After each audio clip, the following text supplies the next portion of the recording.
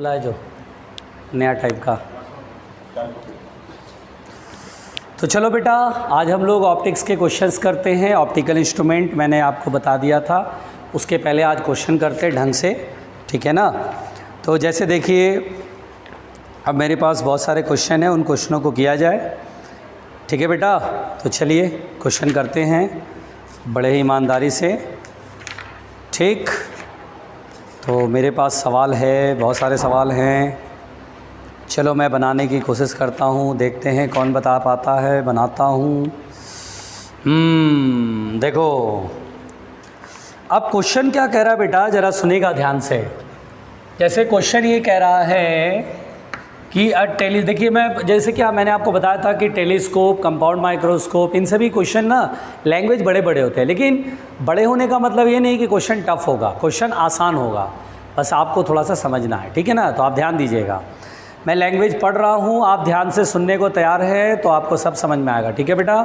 तो देखिए कह रहा है बेटा, अ telescope consisting of an objective of focal length 60 centimetre.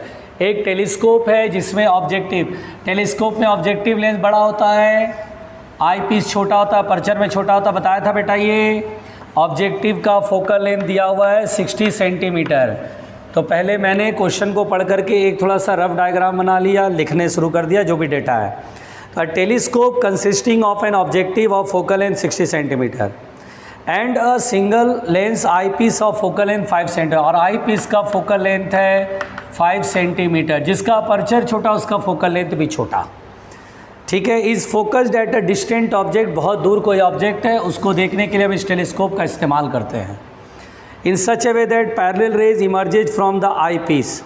हाँ सही बात है, पैरेलल रे, आई पीस से पैरेलल रे निकलते हैं, इसका मतलब इमेज कहाँ बन रहा है, इन्फिनिटी पर। जैसे आप सोचो इन्फिनिटी से आने वाली रे यहाँ पे जो है, सुनिएगा ध्यान से बेटा, फोकस पे इमेज बनाती है, ठीक है, फोकस पर इमेज बनाती है यहाँ पे ऑब्जेक्टिव के फोकस पर, और यहाँ पर फिर पैरेलल बीम निकल रही है। पैरेलल बीम का मतलब ये लाइट इन्फिनिटी से आ रही है, इन्फिनिटी से आने का मतलब ये हुआ कि फाइनल इमेज इन्फिनिटी बन रहा है, ओके। चलो ध्यान से सुनो। तो बोलता है इफ़ द ऑब्जेक्ट सब्सटेन an angle 2 degree at the objective. Object मतलब जो इन्फिनिटी से आने रे है वो ऑब्जेक्टिव पर 2 डिग्री का एंगल बना रहा है। तो बोलता है then find the angular width of the image. Find angular width of the image. Angular width of the image का मतलब फाइनल एंगल कितना आई पीस पर बनेगा, ये कहने का मतलब है।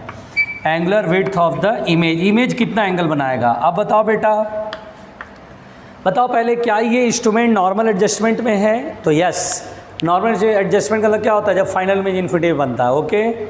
उस केस में मैग्नीफाइंग पावर बताइए, टेलीस्कोप का मैग्नीफाइंग पावर कितना होता है बेटा, जल्दी बताइए। नॉर्मल एडजस्टमेंट में जब फाइनल इमेज इन्फिनिटी पे बनता है तो मैग्नीफाइंग पावर होता है FO/FE। नहीं याद है तो कॉपी देखिए, पहले फार्मूला सारा याद होना चाहिए तभी तो क्वेश्चन बनेगा। FO कितना है 60, तो 60/FE कितना है 5, तो कितना होगा बेटा 12, यानी मैग्नीफाइंग पावर 12 आ गया, ठीक है। FO कितना है 60 और FE कितना है 5, तो मैग्नीफाइंग पावर 12 आ गया। अब मुझसे मैग्नीफाइंग पावर नहीं कह रहा है, angular width of the image, यानी एंगल जो फाइनली इमेज बनाएगा ऑन द आई।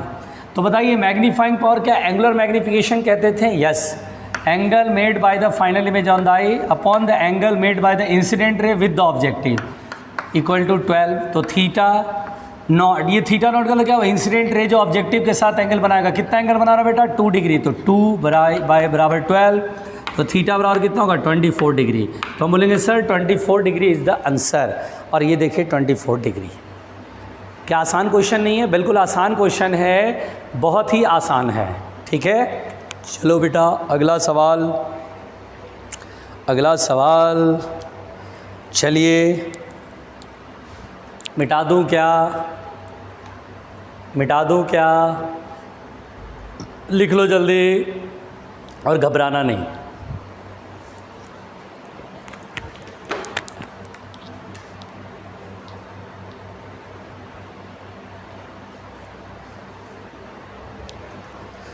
हो गया? चलो भाई नेक्स्ट क्वेश्चन की तरफ बढ़ते हैं। खतरनाक क्वेश्चंस। चलिए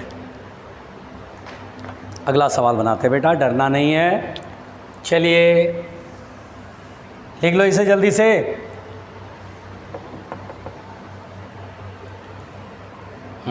हो गया।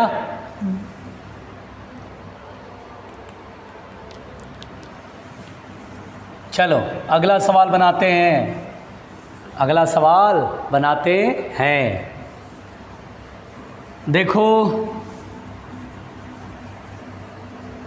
अगला क्वेश्चन फिर पढ़ रहा हूँ, लिखूंगा नहीं ताकि बहुत सारे क्वेश्चन बना सकूँ। The focal length of the objective and eye piece of an astronomical telescope. फिर से क्या आ गया बेटा, एस्ट्रोनॉमिकल टेलीस्कोप। एस्ट्रोनॉमिकल टेलीस्कोप में ऑब्जेक्टिव और आई पीस। अब यहाँ पर बेटा ऑब्जेक्टिव का फोकल लेंथ 60 सेंटीमीटर है और आई पीस का फोकल लेंथ 5 सेंटीमीटर है। सुनेगा ध्यान से। तो क्वेश्चन बोला है the focal length of the objective and eye piece of an astronomical telescope are 60 and 5। Calculate the magnifying power and the length of the telescope. यानी calculate magnifying power and length of telescope, length of telescope when final image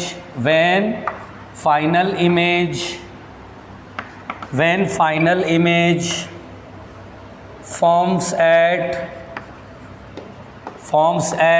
first infinity और second at d। अच्छा, दो case में मुझे बताना है। चलो बेटा कैसे बताएं, याद है आपको, टेलीस्कोप याद है पूरा, मैग्नीफाइंग पावर वगैरह फार्मूला सब याद है। तो चलिए मैं आपको 1 मिनट का वक्त देता हूँ, पहले आप ट्राई करो। चलो आप ट्राई करो। चलो आप भी क्या याद रखोगे, मैंने आपको 1 मिनट का वक्त दिया, फटाफट बनाओ बच्चों, रुकना नहीं, फटाफट बनाना। चलो 1 मिनट वेट कर रहा हूँ।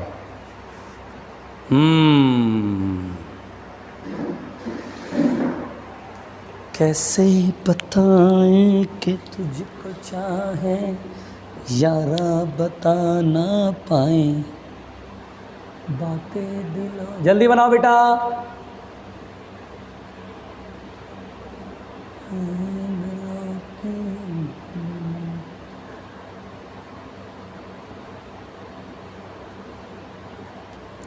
एक मिनट होने वाला है।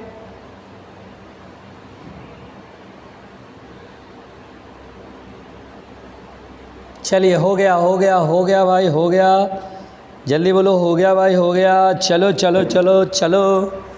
चलो मैग्नीफाइंग पावर पहले इस केस में बताओ। मैग्नीफाइंग पावर पहले ये वाला इन्फिनिटी मतलब इमेज कहाँ बनेगा, इन्फिनिटी पर बनेगा। नॉर्मल एडजस्टमेंट में मैग्नीफाइंग पावर एफ ओ की वैल्यू कितना, एफ ओ की वैल्यू 60, एफ ई की वैल्यू कितना 5, ये कितना आएगा 12। अच्छा बताओ बेटा, बेसिकली क्या मैग्नीफाइंग पावर 12 होगा? तो हम बोलेंगे सर फाइनल इमेज उल्टा बनेगा, तो मैग्नीफाइंग पावर प्लस लिखेंगे कि माइनस 12। देखो ये आंसर आ गया। लेंथ कहेगा, चलो सर लेंथ बताओ। लेंथ, अच्छा बेटा जो इन्फिनिटी से आ रही है वो तो इमेज यहाँ पर बनता है एफ ओ पर, ऑब्जेक्टिव के फोकस पर, और ये जो इंटरमीडिएट इमेज बनता है आई पीस के लिए ऑब्जेक्ट का काम करता है। फाइनल इमेज इन्फिनिटी बन रहा है, तो इसका मतलब ये भी फोकस एफ ई के बराबर होगा। तो लेंथ का मतलब क्या होता है, दोनों लेंस के बीच का सेपरेशन। ये एफ ओ और ये एफ ई है, बताओ लेंथ कितना होगा, F O plus F E, F O plus F E. F O की वैल्यू 60, एफ ई की वैल्यू 65 सेंटीमीटर। ये मैंने बनाया पहले सवाल का जवाब। ये मैंने बनाया पहले सवाल का जवाब। चलो भाई सेकंड बताइए। सेकंड क्या बोलता है, when final image forms at D. D पर फाइनल इमेज यहाँ बन रहा है, आँख से डी डिस्टेंस पर। क्या मैग्नीफाइंग पावर याद है? बताओ बेटा, मैग्नीफाइंग पावर होता है F O upon D plus F O upon F E. बताया था ऐसा, भूल गए होगे आप? अगर फॉर्मूला याद होगा तो पक्का समझ जाओगे। चलो भाई, F O upon D, F O की वैल्यू कितना 60 और डी की वैल्यू कितना 25, प्लस एफ ओ की वैल्यू 60 और एफ ई की वैल्यू 5, ये हो गया 12। और ये कटेगा, 9 कटेगा 5 से कटेगा, 5 5 जो 25, 12 5 जो 60। ठीक है भाई, इधर मिटा दूँ? चलिए मिटा देता हूँ। ये मिटा देता हूँ, घबराना नहीं बेटा।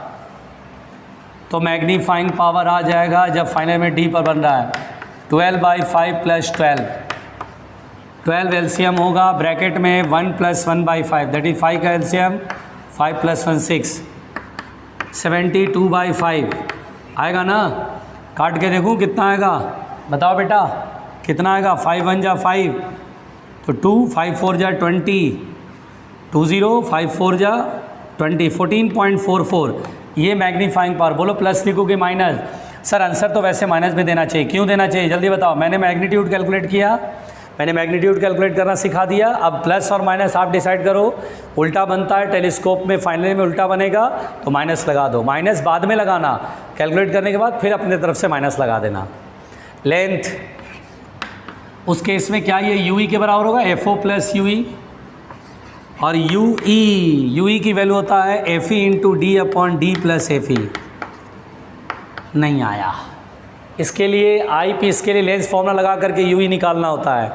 सब कराया। FO की वैल्यू 60, FE की वैल्यू 5, D की वैल्यू 25, फिर 25 + 5 30, 5 × 6 = 30। ठीक है बेटा, टेंशन नहीं लेने का। 25/6 कितना होता है, 6 × 4 = 24 डेसिमल 1 0, 6 × 1 = 6, 6 × 1 = 6 4 0, 6 × 6 = 36। इसको जोड़ लो 64.16 सेंटीमीटर। टेंशन नहीं लेने का, टेंशन नहीं लेने का। मिला आंसर 64.17 सेंटीमीटर दिया, ओके। और मैग्नीफाइंग पावर दिया है 14.4 माइनस के साथ, ओके यस वेरी गुड, सही बनाया मैंने। बोलो क्लियर हुआ, पहुँचो प्यारे बहलो पहुँचो।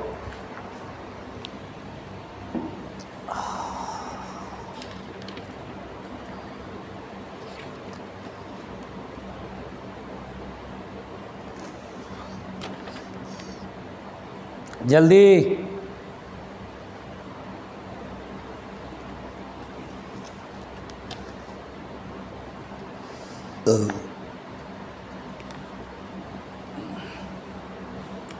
फटाफट लिखो बेटा, फटाफट लिखो।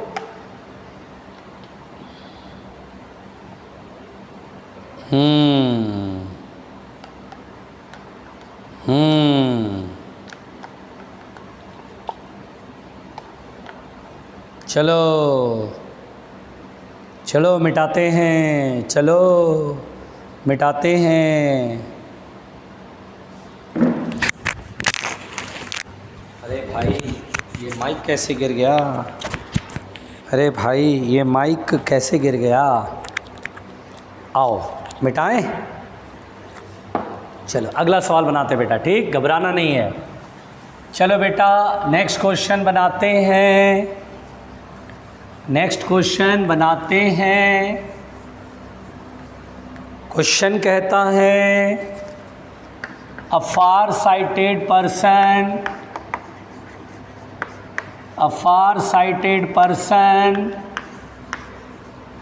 has a near point of 60 centimeter, has a near point of 60 centimeter, full stop. What power of lens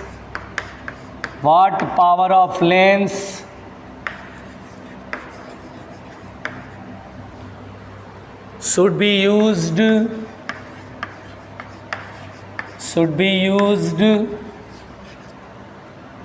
used for eye glasses such that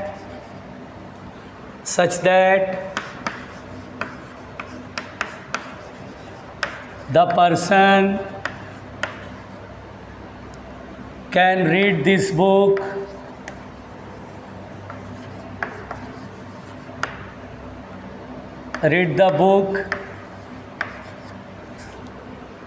at a distance of 25 centimeter.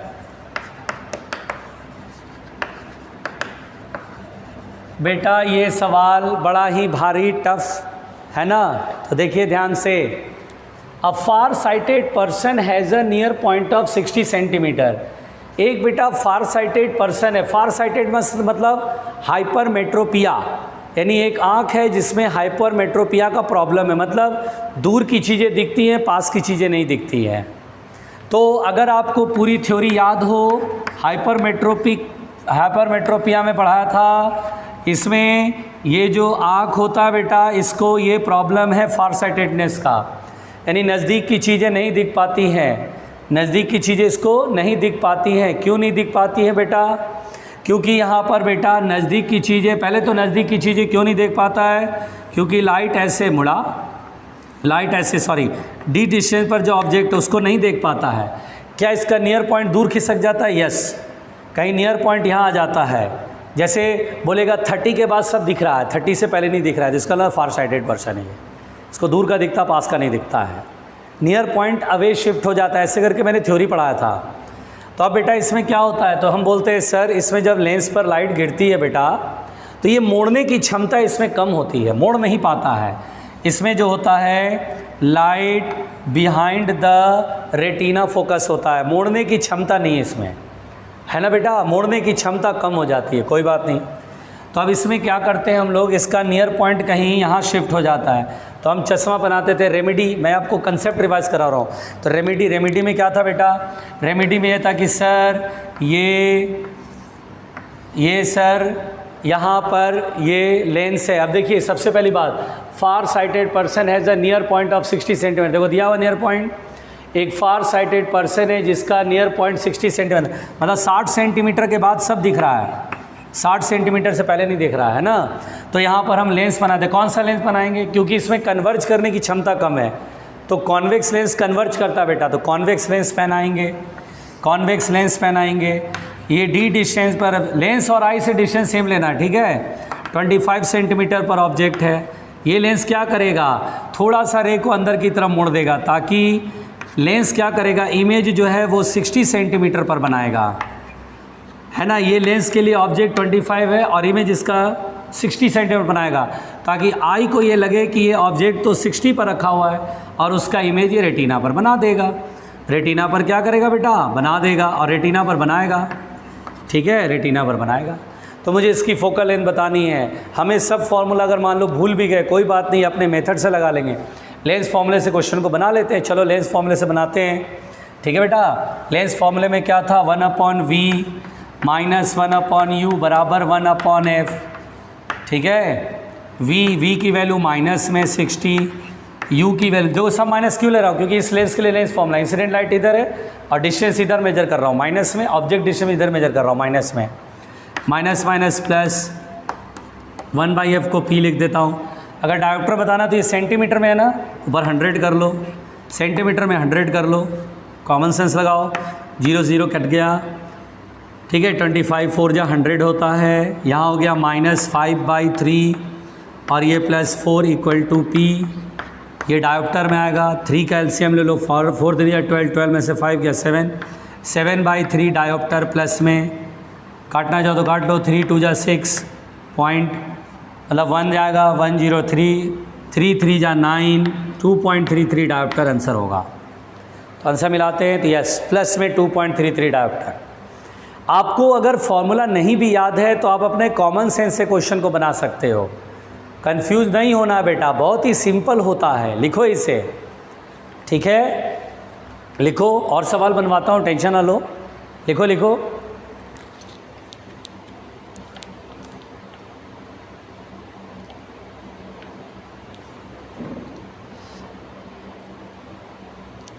हो गया, जल्दी, कम ऑन फास्ट, जल्दी, come on fast.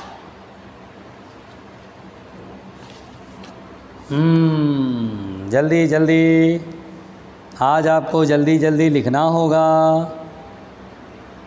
घबराने का नहीं बेटा।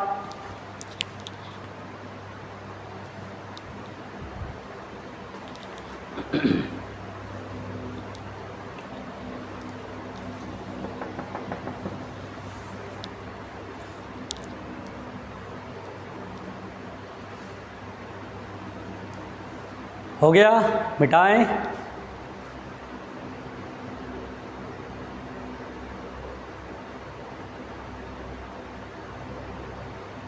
समझो, समझ के लिखना, ठीक है। ये 25 सेंटीमीटर पर जो बुक है उसका इमेज 60 पे बना के देगा। इस लेंस की ड्यूटी क्या है? 25 सेंटीमीटर पे एक ऑब्जेक्ट का इमेज 60 बनाए, क्योंकि 60 के बाद देख सकता है। तो लेंस बोलेगा चलो 60 पे बना दो, ताकि आई फिर रेटिना पे कन्वर्ज कर ले। हो गया बेटा? चलो मिटा दें। चलो अगला सवाल, हम फिर से अगला सवाल बनाते हैं। देखो बेटा, घबराओ नहीं, धीरे धीरे सब सीख जाओगे। आसान है, बहुत सारी चीज़ें है ना। देखो नेक्स्ट क्वेश्चन, देखो देखो बेटा अगला सवाल। जैसे देखिए मैं क्वेश्चन पढ़ रहा हूँ, आप परेशान मत होइएगा, ठीक है। मैं क्वेश्चन पढ़ रहा हूँ। देखिए कह रहा है the focal length of objective and eye piece of a compound microscope. Compound microscope में बेटा ऑब्जेक्टिव लेंस छोटा और आई पीस बड़ा, ऐसा पढ़ा था हम लोगों ने। Yes sir. तो ये कंपाउंड माइक्रोस्कोप है, याद रखना। कंपाउंड माइक्रोस्कोप में ऑब्जेक्टिव का अपर्चर छोटा, आई पीस का अपर्चर बड़ा, सब पढ़ा हुआ है। बोलता है the focal length of the objective and eye piece of a microscope. Compound microscope, objective का फोकल लेंथ है 2 सेंटीमीटर और आई पीस का फोकल लेंथ है 3 centimetre. Okay, the distance between the objective and the eye piece is 15 centimetre. Eye piece और objective के बीच का distance 15 centimetre है। The final image formed by the eye piece is at infinity. Final image बेटा infinity पर बनता है। आई piece से जो फाइनल इमेज बन रहा है इन्फिनिटी पर। अब फाइनल इमेज इन्फिनिटी पर बनने का मतलब होता है नॉर्मल एडजस्टमेंट। याद करो, सब पढ़ाया हुआ फॉर्मूला याद होना चाहिए। बोलता है the two lenses are thin, what are the distance in centimetre of the object and the image produced by the objective measured by the objective lens. Objective lens से ऑब्जेक्ट की डिस्टेंस बतानी है, यानी हमें UO फाइंड करना है और साथ ही साथ VO फाइंड करना है। तो सबसे पहली बात तो बेटा क्या फाइंड करना है? UO और VO। UO यानी ऑब्जेक्टिव से ऑब्जेक्ट की डिस्टेंस और ऑब्जेक्टिव से जो इमेज बना उसकी डिस्टेंस। चलिए कौन कौन फाइंड करेंगे? यूज़ योर माइंड, जो कि है नहीं, है ना। खाली खोपड़ी में दिमाग तो होता नहीं है बेटा, फिर भी यही सोचता हूँ कि आप अटैम्प्ट लेंगे और अटैम्प्ट लीजिए और जल्दी बनाइएगा, जल्दी। 1 मिनट का वक्त दिया, 1 minute, I am waiting. UO और VO सॉल्व करना है। क्या बुद्धि लगाओगे? क्या आपके पास बुद्धि है? अरे हाँ सर, हम तो 1 नंबर के बेल्ट है रे, हमारे पास कहाँ से बुद्धि आएगी? जब अकल बट रहा था तो हम तो भैंस चरा रहे थे।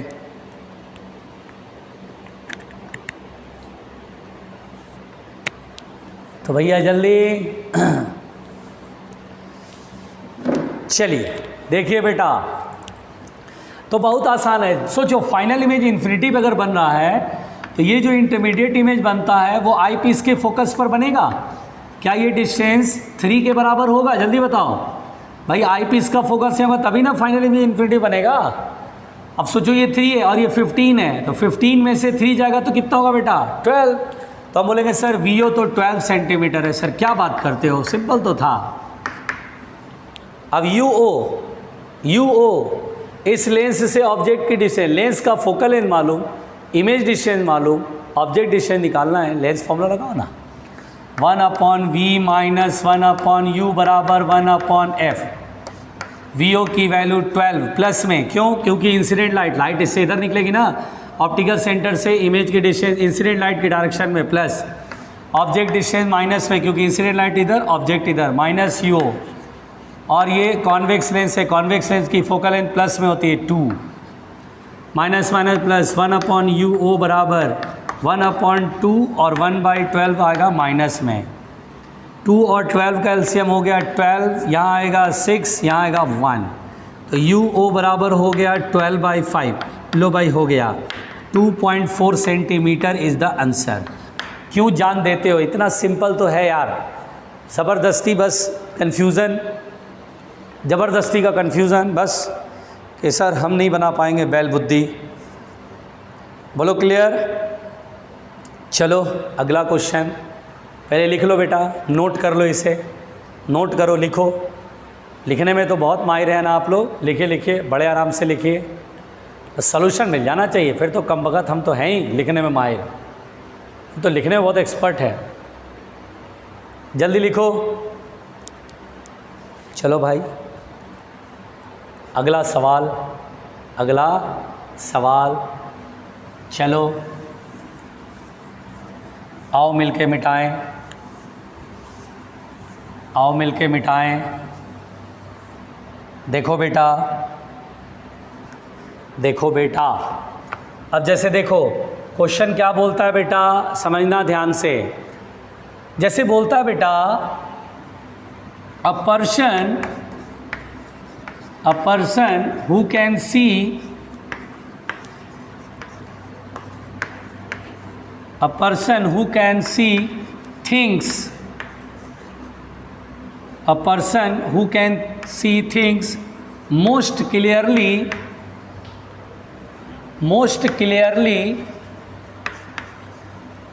at a distance of 10 centimeter requires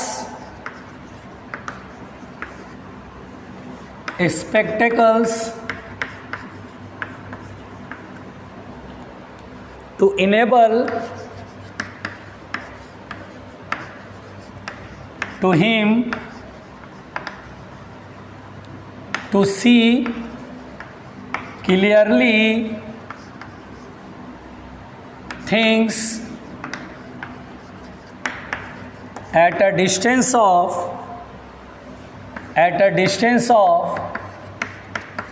30 centimeter.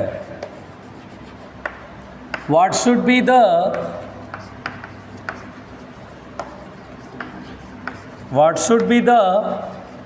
focal length of spectacles? भैया कुछ लोग पढ़ते पढ़ते बेहोश हो गए होंगे, इतना खतरनाक सवाल है ना भाई, प्यारे बैलों, इतना खतरनाक। ये क्या है sir? A person who can see things most clearly at a distance of 10 centimetre. अरे 25 होता है ना, लगता है ये आदमी नहीं होगा, बैल होगा। लिखा पर्सन है लेकिन है बैल। कोई बात नहीं, 10 सेंटीमीटर तक उसके लिए normal near point of clear vision 10 है। तो clearly at a distance requires spectacles to enable to him to see clearly things at a distance of 30 centimetre वाले को क्लियरली देखना है। मतलब 30 सेंटीमीटर वाला दिखाई नहीं दे रहा है, 10 वाला दिखाई दे रहा है। तो what should be the focal length of the spectacles? आप दिमाग लगाएंगे या मैं खोपड़ी लगाऊं? चलिए आपको आधे मिनट का टाइम देता हूँ, 30 सेकेंड, कुछ अपनी खोपड़ी लगाइए, ताकि गलती करेंगे और फिर उसमें जब मैं आपको सही बात बताऊंगा तो आपको क्लिक कर जाएगा, अच्छा ऐसे होता है, हम तो गलत कर रहे थे। पहले आप खुद करके देखो, आपके अंदर की कमी बाहर आएगी।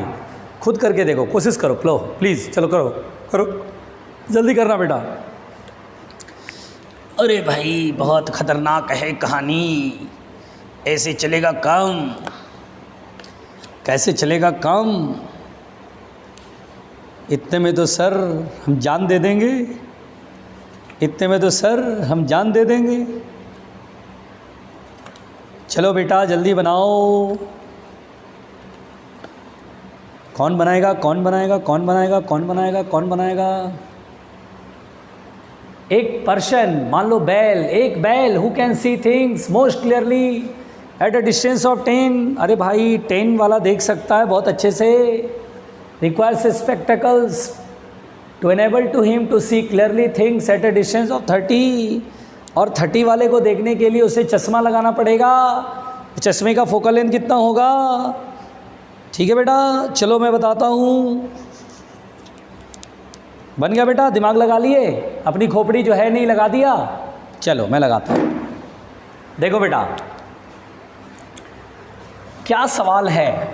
सवाल ये है, एक आई है कमबख्त, 10 सेंटीमीटर वाला क्लियरली देख सक रहा है, 10 सेंटीमीटर वाला बिल्कुल सही से देख रहा, मज़ा आ गया। और 30 सेंटीमीटर वाले को देखना है। यानी ऑब्जेक्ट यहाँ पर है, ऑब्जेक्ट कहाँ पर है बेटा? 30 पर।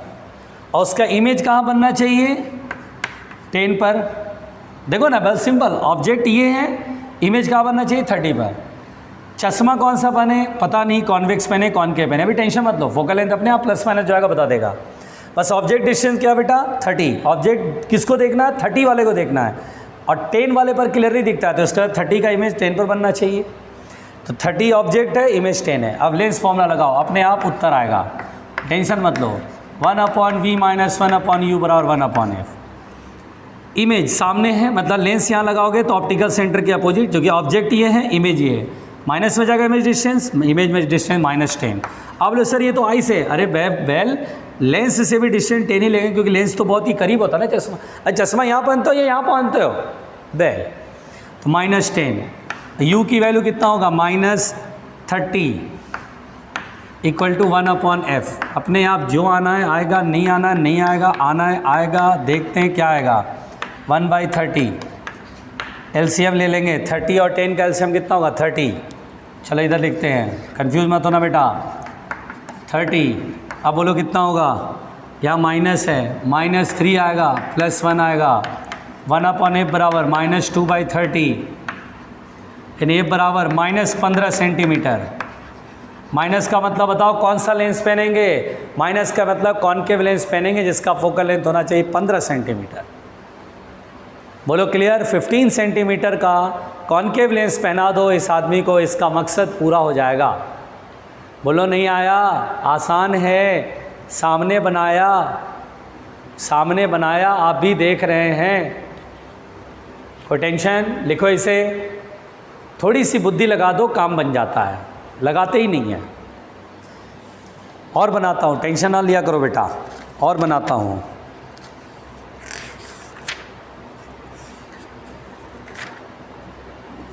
हे भगवान कैसे पार लगेगा, हमें तो सर ये भी नहीं आता है कि हम कैसे बनाए इस क्वेश्चन को।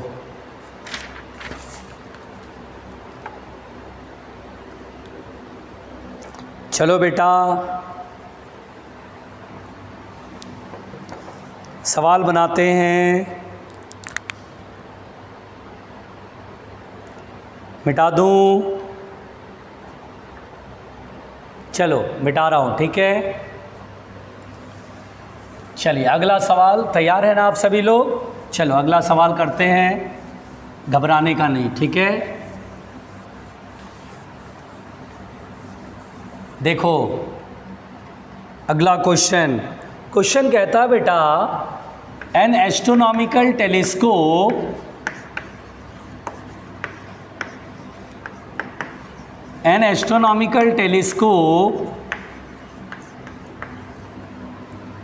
has a magnifying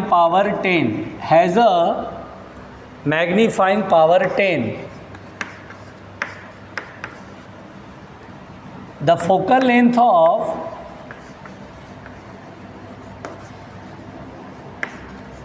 eyepiece is 20. Find the focal length of objective. Find focal length of objective.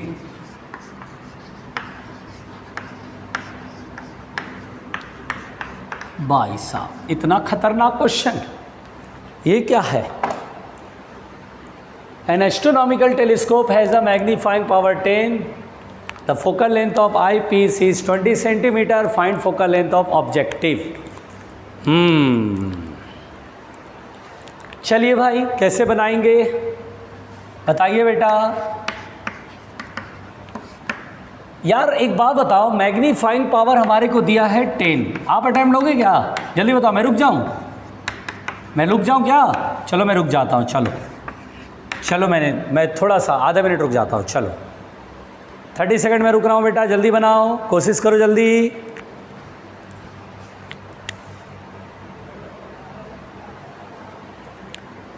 जल्दी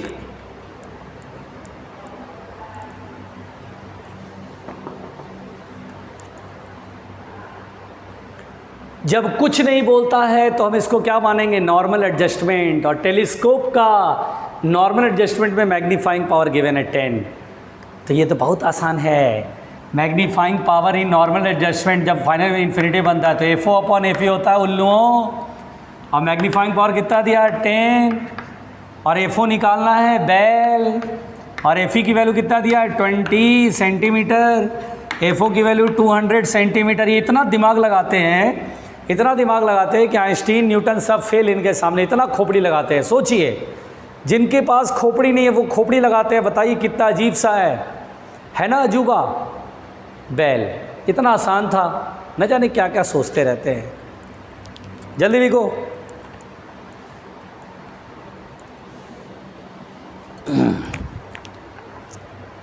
जल्दी।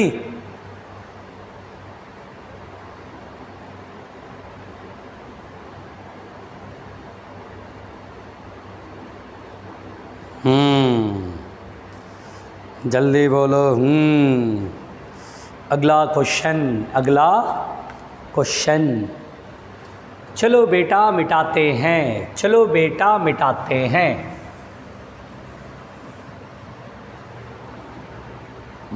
मिटा दूं? गैलीलियन टेलीस्कोप नहीं पढ़ना हम लोग इस सिलेबस में। अगर गैलीलियन टेलीस्कोप का क्वेश्चन मिले तो छोड़ दीजिएगा बड़े प्यार से। दूर से नमस्ते, दूर से नमस्ते। चलिए आगे बढ़ते हैं, आगे बढ़ते हैं। अगला question, a myopic person can not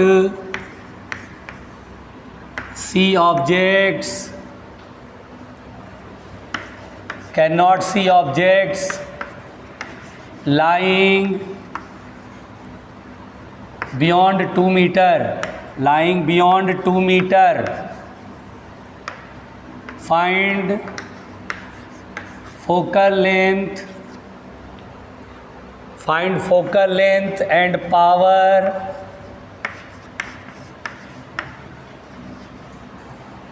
of the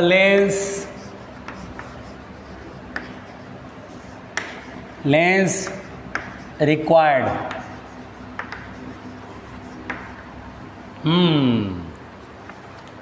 कैसा आदमी है भाई, क्या प्रॉब्लम है इसको, देखो जरा क्या प्रॉब्लम है इसको। मायोपिक पर्सन, अरे भाई इसको तो शॉर्ट साइटेडनेस है। चलो बुद्धि लगाओ, खोपड़ी लगाओ, है तो लगाओ। चलो आधे मिनट का टाइम। यूज़ योर अनयूज्ड खोपड़ी, यूज्ड योर अनयूज्ड खोपड़ी। लगाओ भाई लगाओ, है नहीं लेकिन जितना भी है उसको इस्तेमाल तो कर लो। चलो आधे मिनट का टाइम दिया। बड़ा ही खतरनाक है भाई। Myopic person can not see objects lying beyond 2 metre, मतलब 2 मीटर के बाद की ऑब्जेक्ट को देख ही नहीं पा रहा है। यानी इसका फार पॉइंट कितना हुआ 2 मीटर। 2 मीटर के बाद कुछ नहीं दिखाई दे रहा, मतलब अधिक से अधिक कितना दिखाई दे रहा है 2 मीटर। अरे इसका तो फार पॉइंट नज़दीक आ गया भाई, इन्फिनिटी होता है नॉर्मल के लिए, इसका तो फार पॉइंट 2 मीटर पे आ गया। Find focal length and power of the lens. ओहो हो, इस लेंस का काम क्या होगा? इस लेंस का काम होगा इन्फिनिटी पर आने वाली ऑब्जेक्ट, इन्फिनिटी पर जो ऑब्जेक्ट है उसका इमेज 2 मीटर पर बनाकर दे देगा, सपोर्ट देगा आई को कि कोई बात नहीं बेटा, दूर को देखना है, दूर का इमेज वो फटाक से लेंस इन 2 मीटर बना के दे देगा। इतना ही काफ़ी होता है बेटा, अगर ध्यान से देखो तो ईजी है। आधा मिनट होने वाला है, जल्दी बनाओ।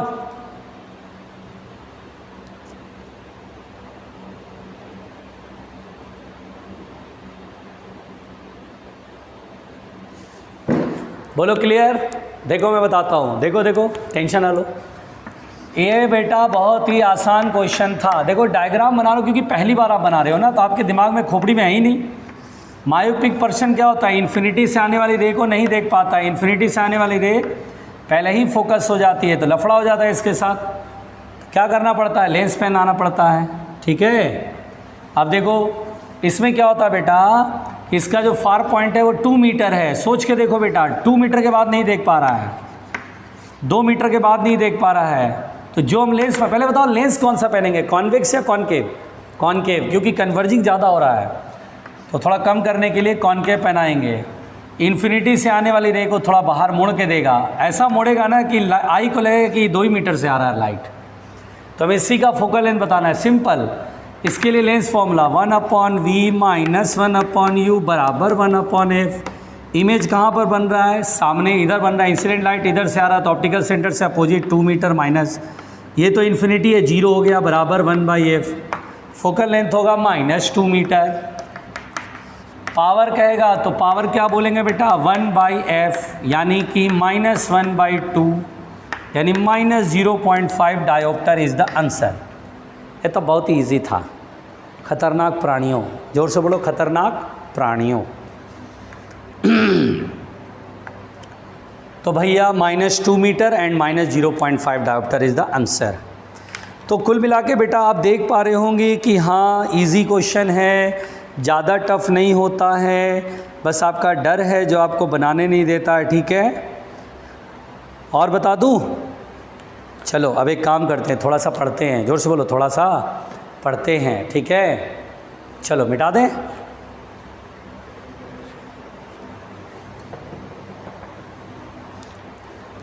चलिए देखिए बेटा, इसको नोट करो, जल्दी नोट करो।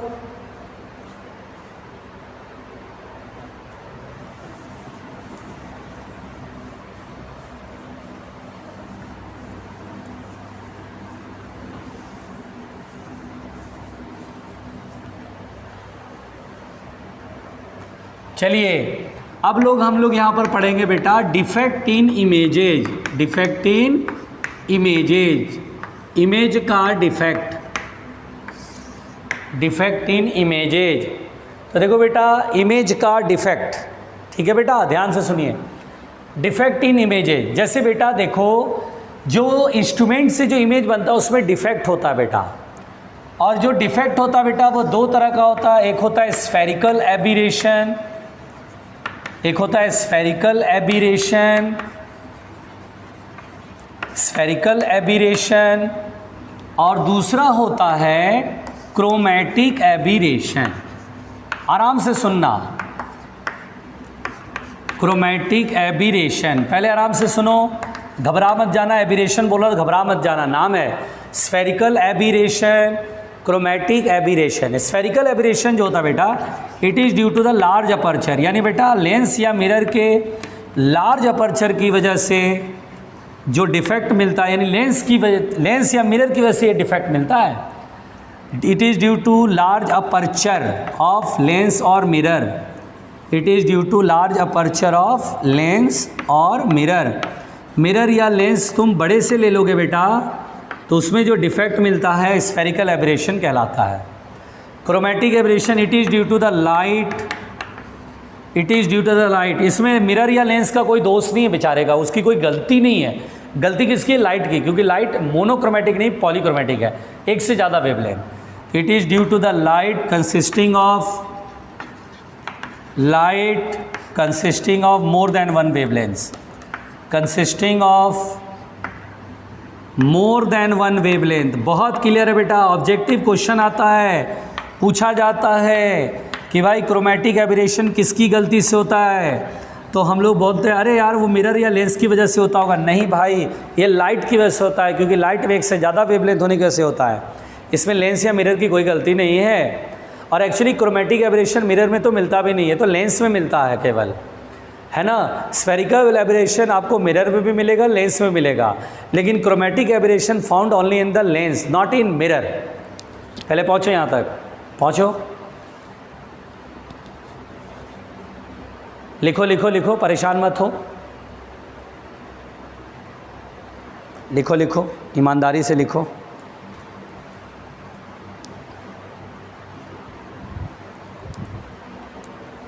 लिख पढ़े।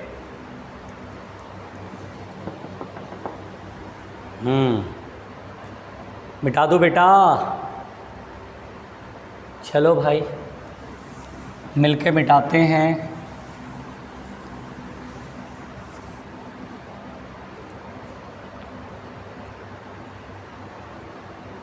हो गया? मिटा दूँ? चलो देखो, देखो बेटा, समझो ध्यान से। यहाँ पर बेटा सबसे पहले हम स्फेरिकल एबिरेशन की बात कर लें। यहाँ पर हम सबसे पहले स्फेरिकल एबिरेशन की बात कर लें। स्फेरिकल एबिरेशन का मतलब होता है बेटा, स्फेरिकल एबिरेशन इसका मतलब क्या है? जैसे देखिए, अगर आप मिरर लेते हैं और इसका अपर्चर बड़ा कर देते हैं, ये प्रिंसिपल एक्सिस, तो जो लाइट होती है बेटा, दो तरह की लाइट गिरती है ना। एक तो प्रिंसिपल एक्सिस से काफ़ी दूर और एक प्रिंसिपल एक्सिस के काफ़ी क्लोज। जो लाइट प्रिंसिपल एक्सिस के काफ़ी क्लोज गिरती है उसको बोलते हैं पैरेक्सियल रेज, पैरेक्सियल रेज। और जो प्रिंसिपल एक्सिस से दूर जाती है बेटा उसको बोलते हैं मार्जिनल रेज। जो सबसे दूर होती है उसको बोलते हैं मार्जिनल रेज। ठीक है, अब सुनिए क्या होता है बेटा कि जब इस मिरर पे जब लार्ज अपर्चर लेते हैं तो हम बोलते हैं पैरेक्सियल और मार्जिनल। ये तो सीख गए पैरेक्सियल और मार्जिनल। यस सर, पैरेक्सियल और मार्जिनल दोनों तरह का रे गिरता है। तो क्या होता है बेटा, मार्जिनल रेज जो प्रिंसिपल एक्सिस के पैरेलल चल रहा है, रिफ्लेक्शन के बाद फोकस से पास करेगा तो यहाँ कटता है। लेकिन पैरेक्सियल रेज जो है वो भी प्रिंसिपल एक्सिस के पैरेलल चल रहा है, वो फोकस के बाद कहीं मतलब रिफ्लेक्शन के बाद बेटा ये कहीं यहाँ कट जाता है, यानी अलग अलग पॉइंट पर कटता है। यही इसका डिफेक्ट है कि मार्जिनल पहले कट गया और पैरेक्सियल दूर जाके कटा, जबकि फोकस तो एक ही होता है ना। फॉर एनी रेज जो कि प्रिंसिपल एक्सिस के पैरेलल चल रहा है, भाई रिफ्लेक्शन के बाद फोकस पर कटना चाहिए। लेकिन यहाँ एक फोकस ना हो करके बल्कि इन्फिनिटी पर कोई ऑब्जेक्ट है तो उसका इमेज यहाँ से यहाँ तक फैल जाता है, ब्लर हो जाता है, धुंधला हो जाता है, फैल जाता है, तो हमें शार्प इमेज नहीं मिलता है। This defect is called the spherical aberration. अब जैसे देखिए ये लेंस है, तो लेंस पर आप जब लाइट गिराते बेटा तो मार्जिनल और पैरेक्सियल दोनों गिराएंगे, बड़ा अपर्चर का है तो क्या होता है, ये यहाँ कटता है, ये यहाँ कटता है। प्रॉब्लम ये होता है कि दूर जाके कटता है ये, तो फिर से ब्लर इमेज मिलता है। इसलिए यहाँ पर बेटा we have the blur image, यानी बेटा हम लोग यहाँ पर धुंधला इमेज देखते हैं, शार्प इमेज नहीं देखते हैं। This defect is said to be the spherical aberration. बोलो क्लियर? तो हम बोलते हैं marginal and paraxial rays, marginal and paraxial rays, paraxial rays intersect at different points, so we get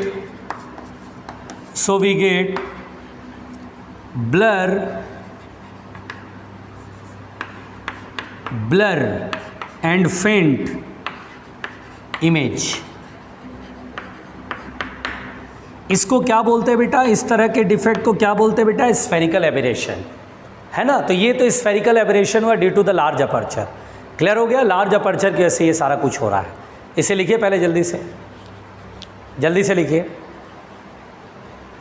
डरिएगा नहीं।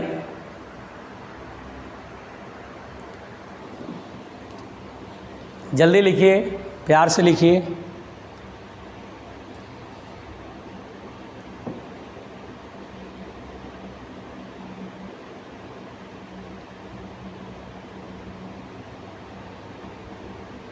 जल्दी। तो स्फेरिकल एबिरेशन की कहानी हम लोग को समझ में आ रही है ना बेटा। ये तो हो गया डिफेक्ट। अब दूर कैसे करें इस प्रॉब्लम को, तो ये पढ़ रहे हैं, जल्दी।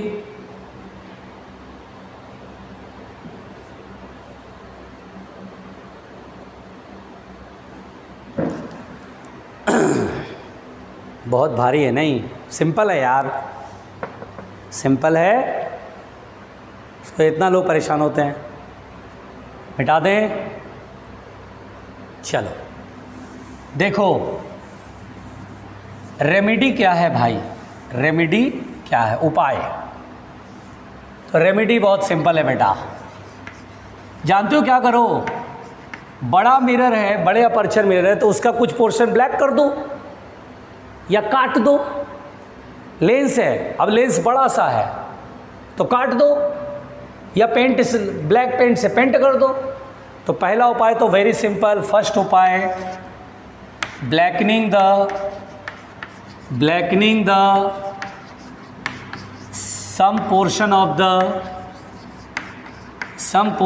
the lens or mirror, some portion of the lens और मिरर, लेंस या मिरर के कुछ हिस्से को ब्लैक कर दो, है ना, जिससे कि कोई एक रे रुक जाएगा, या तो मार्जिनल रुकेगा, पैरेक्सल रुकेगा। बीच में काले रंग से पेंट करोगे तो पैरेक्सल रुक जाएगा, किनारे किनारे ब्लैक पेंट से पेंट करोगे तो मार्जिनल रुक जाएगा, बीच में पैरेक्सल रुकेगा, साइड से पेंट करोगे तो मार्जिनल रुक जाएगा।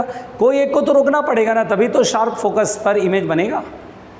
ठीक है, या काट दो, ये भी हो सकता है। दूसरा बेटा, मिरर के केस में एक और उपाय बताया गया। मिरर के केस में बेटा, in case of mirror, in case of mirror, parabolic shape of mirror are take, mirror parabolic shape of mirror is taken, parabolic shape of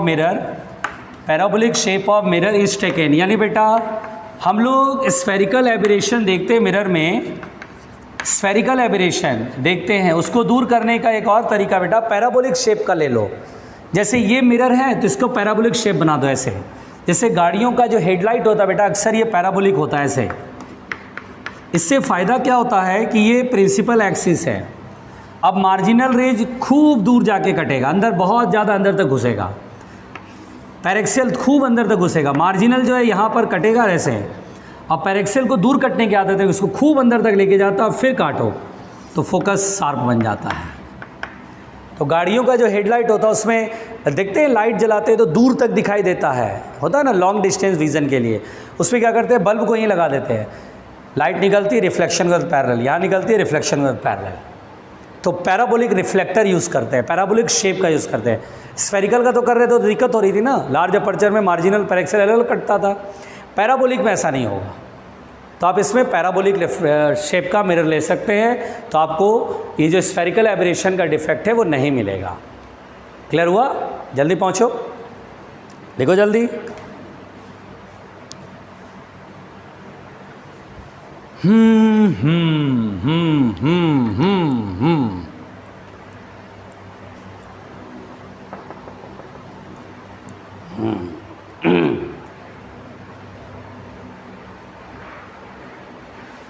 हो गया बेटा स्फेरिकल एबरेशन। चलो आओ मिटाते हैं, आओ मिटाते हैं।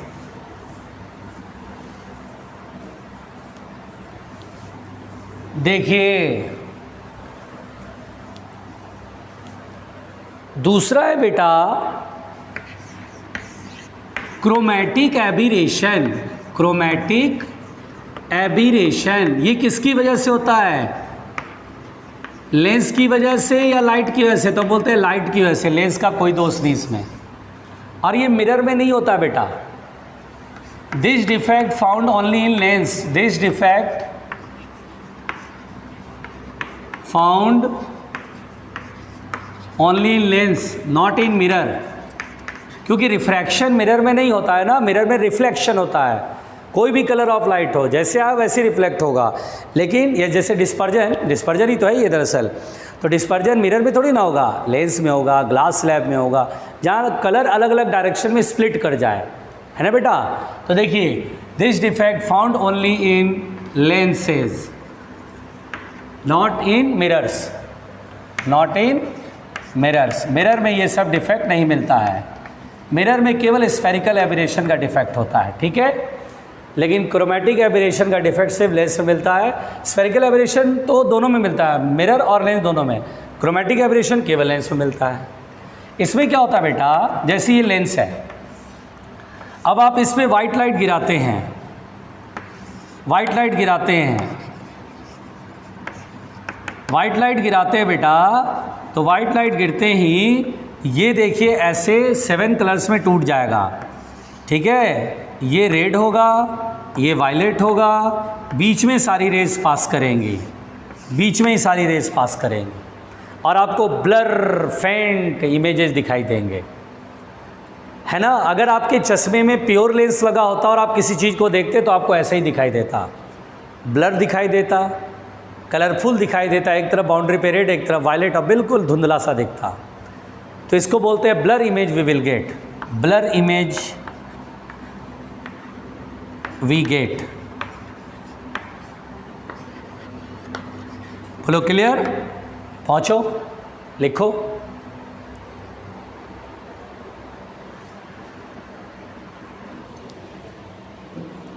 जल्दी।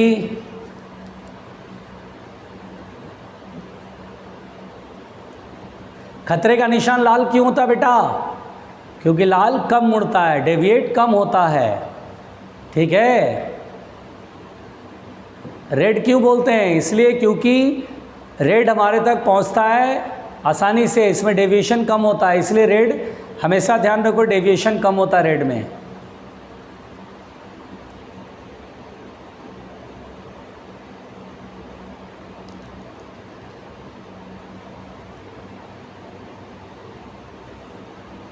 हो गया?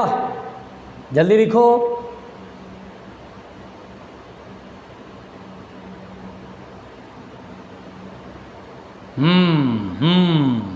बहुत अच्छे, जोर से बोलो बेटा, बहुत अच्छे। अब यहां पर बेटा, अब यहां पर बेटा,